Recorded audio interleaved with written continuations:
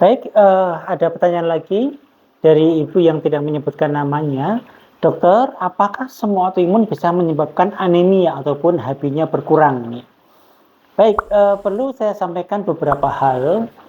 Yang pertama bahwa HB turun ini pada pasien autoimun ataupun pasien kronis yang lain itu bisa terjadi karena beberapa hal. Yang pertama, yang disebut dengan anemia on chronic disease ataupun anemia penyakit kronis.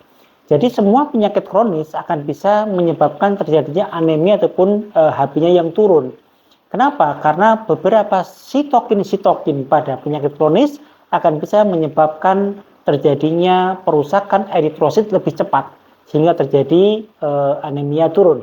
Yang pertama itu. Yang kedua, pada pasien autoimun khususnya, maka akan terjadi yang disebut dengan reaksi autoimun yang menyerang pada eritrosit gitu. Yang disebut dengan anemia hemolitik.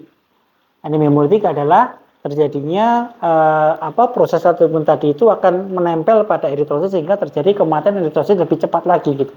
Maka terjadi anemia karena itu. Anemia hemolitik ini tentu ini bersifat autoimun. Jadi akan sangat sulit ditransfusi pun juga sulit. Beda dengan penyakit kronis ya. Anemia karena penyakit kronis akan bisa ditransfusi dengan baik, tapi kalau anemia hemolitik akan sangat sulit mendapatkan darah yang cocok gitu. Kenapa? Semakin ditambah darah, semakin turun lagi karena akan jadi reaksi penolakan yang sangat kuat gitu ya dari proses autoimun ini. Gitu. Kemudian yang ketiga terjadi karena proses perdarahan, misal pada pasien-pasien dengan vaskulitis. Jika vaskulitisnya ada pada perut, misalnya pada mesenterium ataupun yang lain, yang bisa menyebabkan terjadinya hematemesis ataupun melena, pecahnya pembuluh darah yang ada di lambung ataupun di usus, maka menyebabkan darah keluar di sana.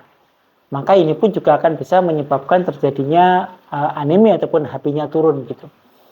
Kemudian yang berikutnya adalah proses HB turun terjadi karena asupan yang sangat kurang, gitu juga bisa menyebabkan anemia. Kenapa? Karena salah satu bahan dasar pembentukan eritrosit menjadi berkurang gara-gara asupannya yang sangat berkurang gitu. Maka ini adalah penyebab-penyebab anemia pada autoimun.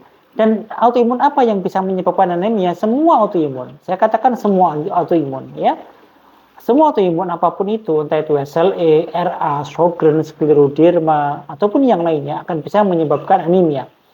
Bisa anemia saja atau bisa disertai dengan trombositopenia atau leukopenia. Jadi semuanya bisa terjadi penurunan gitu ya.